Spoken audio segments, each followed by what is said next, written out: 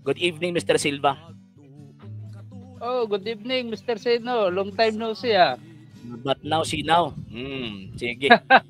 So, yan na natin. So, kanina, sabi mo, mali yung pagkakaintindi ko concerning sa tinatawag nakasulat sa Exodus chapter 20. Isettle muna natin kung ano po bang tools of interpretation ang ginagamit ninyo para makapag-judge po kayo na mali yung interpretation ko. Mr. Seno, yung tools na sinasabi mo, yan na yung anong tools na sinasabi mo? Ang tools din, Mr. Seno, yung kasulatan mismo. Hindi yung galing sa isipan mo. Na sinasabi mo, Diyos-Diyosan ang sinasabi sa Exodo Kapitulo 20, versikulo 4. Wala ka naman mababasa dyan sa sitas na Diyos-Diyosan ang sinasabi dyan. Sige nga, basahin mo kung meron. Pag may mabasa po ako, Mr. Silva, aaminin niyo po bang sinungaling kayo? Aminin ko kung meron kang mababasa na Diyos-Diyosan ang sinasabi sa Kapitulo 20, versikulo 4. Sige, basahin mo. Sige po. Ito po. Aminin ko pa, hindi ko naiintindihan yan. Aaminin niyo pa, hindi. Aaminin niyo na sinungaling kayo. Di ba sabi mo, aaminin mo? O sige, babasahin ko po. Sige, basahin mo. Okay, chapter 20, verse 3 to 5. Ito po. Huwag kayong sasamba sa ibang mga Diyos maliban sa akin, verse 3. Huwag kayong gagawa ng mga Diyos-Diyosan na anyo ng anumang bagay sa langit o sa lupa o sa tubig. O, nabasa ko na po. Aminin niyo po, yun na po nasa sinungaling kayo.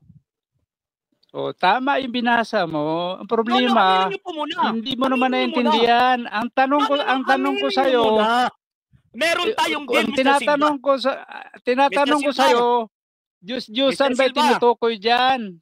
Mr. Silva, Mr. Seno. Meron tayong deal, Mr. Silva. Mr. Seno, sabi mo, pinababasa ko na sa iyo eh. Tika muna. Meron tayong deal at tumanggap ka sa deal na pag may mabasa ako na yung tinutukoy sa Exodus chapter 20 verse 3 to 5, Diyos-Diyosan, aaminin mong sinungaling ka. So aminin mo muna na sinungaling ka kasi nabasa ko na. Oh, ano ka, hello? Hindi mo nga naiintindihan. Paano ko aminin? Hindi ka lalaking kausap? Hindi mo naiintindihan. Hindi mo naiintindihan. Wala tayong deal. Yung tanong ko lang. Yung tanong ko, hindi, huwag mo ka sumingit. Pambihira. Mr. Silva, no. Huwag mo ako singitan muna kasi. Ang tanong ko sa'yo, mayroon ka bang nababasa na Diyos-Diyosan ang tinutukoy? Tika muna, hindi ka nakikinig eh. Para tayong palingki dito. Makinig ka muna. Ang deal natin, sabi mo, may mabasa ka ba? Sa Exodus chapter 20 na Diyos-Diyosan yung tinutukoy dyan. Di ba? Sabi ko kanina, pag may mabasa ko, aaminin mo sinungaling ka. Sabi mo, sige, walang problema, aaminin ko sinungaling ako. So ngayon, aminin mo muna, before tayo magpapatuloy sa diskusyon, aminin mo muna na sinungaling ka. Wala kang nabasa dyan. Tika muna eh. Wala kang nabasa. Iskan natin. Ano ka, hello? Salita ng Diyos, tingnan natin. Sabi mo, wala daw po tayong mabasa eh. Puro wala kang para nabasa dyan. Wala kang nabasa o hindi mo naintindihan ang tanong ko? Sabi mo walang nabasa. Baka hindi mo naintindihan ang tanong. Baka hindi mo naintindihan ang tanong ko. Hindi. Naiintindihan ko yung tanong mo. Ang tanong ko sa iyo, mayroon ba Diyos-Diyosan ba tinutukoy diyan? May sinabi ba na Diyos-Diyosan tinutukoy diyan? Yeah. Sige, basahin mo. Binasa ko na nga, di ba? Okay. Binasa ko na nga. Binasa mo nga eh. Binasa mo naman, alam ko, narinig ko. Binasa mo. Pero may yung bang binasa. Gusto kong ilagay sa sa screen eh. Okay. Gusto kong ilagay sa screen eh. Basahin mo buo. Tika mo muna. Yeah, babasahin natin ang buo ito. Basahin mo buo. Okay, tika po muna. Yung salin na yung salin na ginamit ko. Tingnan natin. Kasi meron tayong deal na pag mabasa ko, aaminin mong sinungaling ka. So yun, nabasa ko na. Hindi. Pag nabasa mo ang tinutukoy diyan sa talata, Diyos-Diyosan yan, aminin ko yan. Nabasa ko na nga, di ba? Nabasa ko na eh. Basahin mo nga buo. Basahin mo buo. Guni-guni mo lang yan eh. Tika muna. Kawawa ka naman. I-scan ko na lang para at least ma-share screen ko. I-scan ko na lang. Tika muna ha. Tika muna. Okay, i-scan ko na lang. At pagkatapos sabay tayo magbasa kung baga. Exodus chapter 20. Yan. Sige. Ito'y ano natin. Saka ang Seno, version na ito ay salita ng Diyos. Tika muna, wag kang umiwas. Dali lang. Pakiusap ko lang. Huwag tayo magsapawan. Hindi, ito ngayon sumasapaw dito eh. Ikaw ngayon sumasapaw dito eh. Hindi. Ang issue dito is yung deal natin. Hindi kita sasapawan kung magsasalita ka. O, tingnan mo. Hindi. Sumasapaw ka eh. Ang issue dito yung deal natin. Ang issue dito. Tama. So kaya nga, wag kang umiwas. Ito. Hindi kita iniiwasan. Ano ka, Ilo? Ayan. Nandiyan na. Nabasa niyo po ba, Mr. Silva? Chapter 20 verse 4. Hindi, basahin natin. Huwag kayong gagawa ng mga Diyos-Diyosan na anyo ng anumang bagay sa langit o sa lupa o sa tubig. Huwag ninyo itong paglilingkuran at sasambahin dahil ako ang Panginoon na inyong Diyos. Nabasa po ba o hindi? Ang sinasabi diyan, huwag kayong gagawa ng Diyos-Diyosan. Hindi naman tinutukoy diyan na Diyos-Diyosan yan. Tingnan mo yung pangunawa mo. Alam mo, kung hindi madilim yung pangunawa mo. Again. Ito. Ikaw yung mali unawa dito eh. Ikaw mali yung unawa dito eh. Tika muna. Parang nililis mo yung ano eh. Sige. Sabi mo, tingnan mo. Sabi mo, hindi Diyos-Diyosan. Huwag kayong gagawa ng mga Diyos-Diyosan. Nabasa po ba ang word na Diyos-Diyosan? Ay, hindi ganyan ang usapan natin. Tingnan mo, hindi mo naintindihan ang tanong ko. Usapan, Mr. Silva eh. Hindi. Parang ginagago mo ako rito eh. Hindi mo naintindihan. Hindi mo naintindihan ang tanong ko. Ang deal natin dito, listen mo na. Ang deal natin, sabi mo, may mabasa ka ba?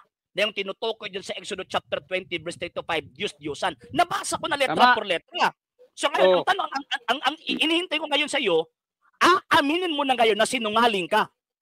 Aminin mo na, nabasa ko na eh. Bakit ko naman naaminin, hindi naman naiintindihan? Hindi. Ang tanong ko, yung deal na kung nakakaintindi ba o hindi. Tika mo na. Ano ka, Hilo? Bakit ko naman naaminin? Wag mo na. Ang deal natin yung una nating dapat isettle.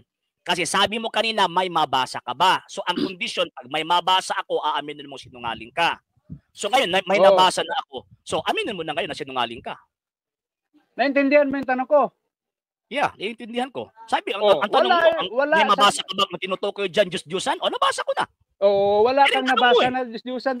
Wala kang nabasa dyan na Diyos-Diyosan. Huwag mong ibahin yung usapan. Ayan, nandyan, no? Klarong-klaro yan, Mr. Silva. Huwag mong ilihis yung katotohanan, Mr. Silva. Nandyan yun, no? Hindi ko nililis. Hindi ko nililis, Mr. Sino. Hindi ko Huwag nililis. kayong sasamba sa ibang mga Diyos maliban sa akin. Huwag kayong gagawa ng mga Diyos-Diyosan. Nabasa po letra por letra. Tama, nyo muna, sinungaling kayo. Utos dyan, huwag magsamba, huwag gumawa. Walang sinasabi na Diyos-Diyosan. Walang sinasabi. Kasi ditong tao ka sumingit kasi. Ang deal natin kanina, mamaya na nakakaintindi ba tayo o hindi? Ang question dyan, sabi mo, may nabasa ba? So ngayon, nabasa ko na. And ang deal natin, pag mabasa ko, aaminin mong sinungaling ka. May nabasa ka nga, pero mali naman yung pangunawa mo. Mamaya na pangunawa, at least may nabasa ko. Mali ang pangunawa mo. Paano ko naman naaminin? Paano ko naman tatanggapin yung pangunawa mo na mali? Hindi na yung deal natin eh. Ang deal natin kanina, tika muna, ang deal natin kanina, wala akong pakialam. Hindi nakakaintindi itong taong ito. Ang deal natin kanina, klarong-klaro, pag may mabasa ako, sabi mo, sige, basahin mo. So, ibig sabihin, tinanggap mo yung deal natin na kapag may mabasa ako letra por letra na ang itinutukoy, tinutukoy dyan sa Exodus chapter 20 verse 3 to 5, Diyos-Diyosan, aaminin mo kung sinungaling ka. Aminin mo na. Wag na para at least, doon na naman tayo sa nagkakaintindi ba ako hindi. Sige. Ano ka? Hello? Wala Aminin ko na, din, para hindi mo ng naman bata naiintindihan. Wala na eh. Sige. At least ipit na Papaliwanag ko. Ipit na. Sige. Anong ipit? Ipaliwanag mo. Sige, Paliwanag ko yung sige. binabasa mo dyan, huwag kayong gagawa ng anumang anyo na nasa itaas ng langit. Alam mo, Mr. Sino, may Diyos-Diyosan ba sa langit? Ha? Sigutin mo nga. Nagtatanong ka? Sabi mo mag-i-explain ka. 'Di ba? Kaya nga. Sabi mo mag-i-explain ka. Itong taong ito, sige. Wala ito. O tika, dito tayo sa baka hindi mo naman kayo sagutin. Ito si binabasa natin. Okay lang. Huwag kayong gagawa ng anumang mga Diyos-Diyosan. Nabasa po ba ang word na Diyos-Diyosan o wala? Hindi word na Diyos-Diyosan ang usapan natin, Nabasa Mr. po, Sino. wala. Ang sinasabi ko, ang sinasabi ko, kung Diyos-Diyosan ba ang tinutukoy diyan? Hindi naman yung iniiba mo usapan eh. Alam mo, halatang natatakot ka mapahiya. Nag-iiba ng usapan dito eh. Nandiyan, no? Klarong-klaro yun, no? Huwag kayong gagawa ng mga Diyos-Diyosan na anyo ng anumang bagay sa langit o sa lupa o sa tubig. Tama. Nabasa po ba ang word na Diyos-Diyosan? Hindi word na Diyos-Diyosan ang sinasabi ko. Nabasahin mo. Huwag mong ibahin yung usapan. Dito tayo sa talata. Huwag mo akong turuan kasi ako nagtatanong sa'yo. Ikaw ngayon magbasa, Mr. Silva. Pakibasa nga po sa verse 4. Sa screen, yung sa screen. Makita yan? Mr. Silva, sa screen, yung sa screen. Ay, atik-atik pa jug ka. Naka-share screen yan, Mr. Silva. Tingnan mo, ang liliit. Naka-share screen yan, Mr. Silva. Ay, wag kang magsinungaling dito. Naka-share screen yan. Huwag kayong gagawa ng anumang Diyos-Diyosan na anyo ng anumang bagay sa langit o sa lupa o sa tubig. Tanong, tama po ba yan o hindi? Tama yung sitas. Ikaw hindi nakakaintindi. Mali kasi ay, nabasa po ba kayong Diyos-Diyosan? Nabasa yung Diyos-Diyosan. Ang tanong ko sa'yo, kung Diyos-Diyosan ba tinutukoy dyan? Yun ang tanong ko. Kung makikinig ka lang tatanga, Mr. Sino, kung makikinig ka lang tatanga-tanga ka, paano ka makakapagpaliwanag niyan? Ikaw nga yung tanga rito eh. Nabasa na nga. Pagkatapos sasabihin mo tinutukoy ba yung Diyos-Diyosan? Biro mo, Lino. Sinabi ng Panginoong Diyos, huwag kayong gagawa ng mga Diyos-Diyosan. Ano yung ipinagbabawal ng Panginoong Diyos na gawain? Huwag kayong gagawa ng Diyos-Diyosan. Hindi sinasabi na Diyos, hindi tinutukoy o hindi sinasabi na Diyos-Diyosan yung tinutukoy diyan. Sinabi na nga. Itong taong ito hindi Tagalog na nga yung nakasulat. Kasi tingnan mo, Mr. Sino, tuturuan kita sa sarili mong programa. Ipit na. Yung sinasabi diyan. Ilihis sa usapan, Mr. Silva. Ay, tika. Hindi ko nililihis. Andiyan na yung sa screen, no? Ano ang bagay na tinutukoy ng Panginoong Diyos dito na bawal gawain? Utos na huwag kang gumawa ng Diyos-Diyosan. Hindi na sinasabing Diyos-Diyosan ang tinutukoy dyan.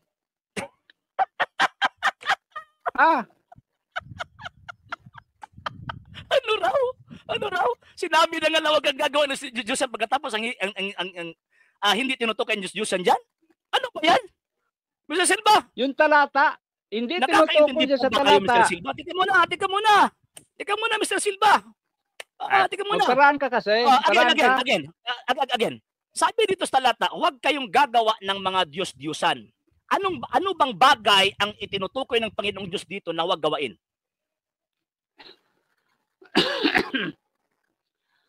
Ang tinutukoy dyan na huwag ipagawa, huwag kang gagawa ng Diyos-Diyosan.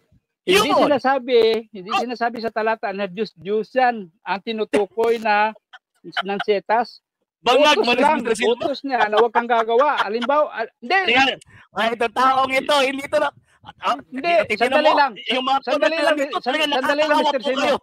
Tingnan mo na, nakakaawa po yung interpretation ninyo, klarong-klaro Hindi. nabasa pagkatapos sasabihin Takot. mong hindi tinutukan Diyos-Diyosan. Wag po, Mr. Silva. Ginagago mo kami rito. Wag, Mr. Silva. Wag, Mr. Silva. Anin mo na, sinungaling ka. Hindi mo lang talaga naunawan. Ano raw? Hindi. Anong sabi mo kanina? Hello? Anong sabi mo kanina? Mabasa ang word, mabasa ang itinutukoy diyan, Diyos-Diyosan. Pagkatapos niyan, actually hindi ang tinutukoy diyan Diyos-Diyosan. Yan po yung pagtamang pagkakaintindi ninyo.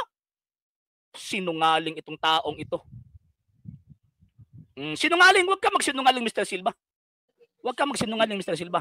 Huwag ka magsinungaling. Ayun lang. Again ha. Ano yung sa nabasa? Ano ang bagay na tinutukoy ng Panginoong Diyos na bawal gawain? Hindi, huwag ka nang paulit-ulit ng tanong para itong sirap plaka eh. Hindi. Sinasagot Kasi yung ko na sagot yun niyo po, Sinasagot ko na. sagot ng mga taong sinasabi niyong bobo. Klaro-klaro na Diyos-Diyosan, ikaw yun. pagkatapos sasabihin niyong hindi tinutukoy ng Ikaw Diyos yun. dyan. Hindi, makinig ka muna. Tuturuan kita. Gusto mo? Ha? Tuturuan kita. Pagkatapos magtatanong Pero, ako. After mo akong turuan, Magtanong magtatanong ka. ako sa iyo kasi ikaw yung nagturo eh. O, magtanong ka.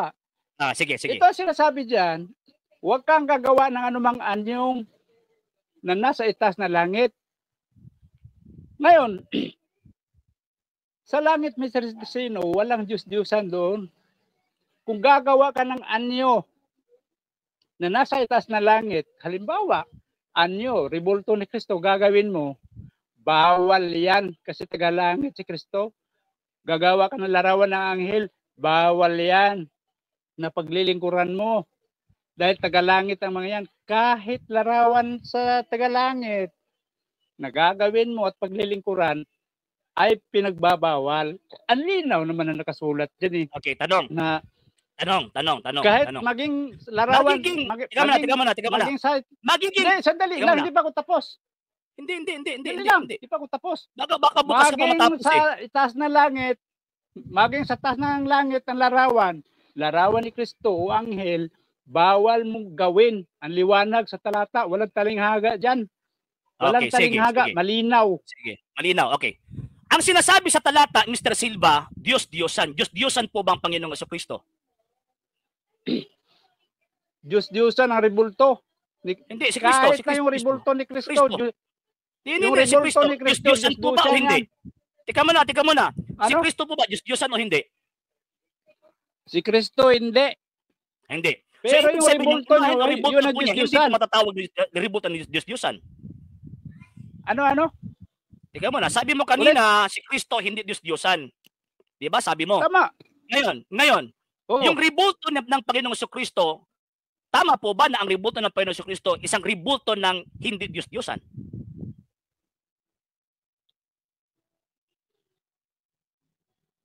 Diyos-Diyosan ang rebulto ni Kristo. Anong talata sa Biblia, kapitulo, bersikulo na ang rebulto Naintindihan mo ng ba Panginoong yung- Diyos-Diyosan? Anong talata yon? Ay wala, hindi mo kailangan hanapin yan, Mr. Seno. Kasi Tika ang muna, sinasabi dyan sa Biblia yung talata. magbabasihan natin. Hindi. Tika. Kasi sa Biblia Patapusin mo po muna kasi ako, Diyos-Diyosan parang yung takot kang mapahiya pinagbabawal eh.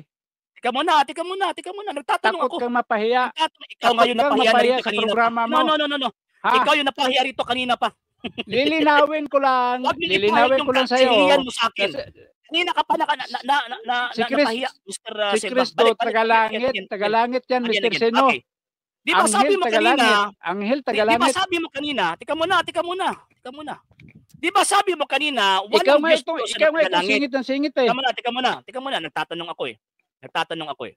So, sabi mo kanina, walang Diyos sa tagalangit, di ba? Sabi mo? Tama. Kasi walang Diyos sa tagalangit, si Kristo ay tagalangit. So therefore, hindi ang rebulto ni Kristo hindi Diyos kasi tagalangit siya eh. Diyos-Diyosan ang rebulto. Sinasabi Ikaw na nga, huwag ikaw kang muna, gagawa sabi mo na nga kanina, walang Diyos sa tagalangit. Pagkatapos ang rebulto ni Kristo, Diyos sa tagalangit siya. Itong mga taong ito, sinungaling ka talaga. Hindi ako sinungaling. Hindi ka lang nakakaintindi. Sinungaling. Huwag kang gagawa ng dito eh. Hindi, papasukin mo muna ako. Huwag kang gagawa ng anumang anyo na nasa itaas ng langit. Diyos-Diyosan nga yan eh. Yung anyo o imahe o rebulto Diyos-Diyosan yung na Mr. Silva. Hindi, makinig ka muna, huwag ka sumingit.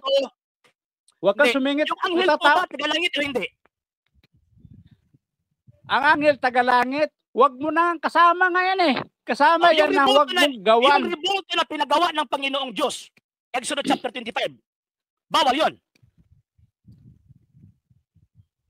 Ang nakalagay na kuan, ang nakalagay na revolto, Sagutin mo yung ako. pinagawa. Tika muna, sagutin mo ako direkta.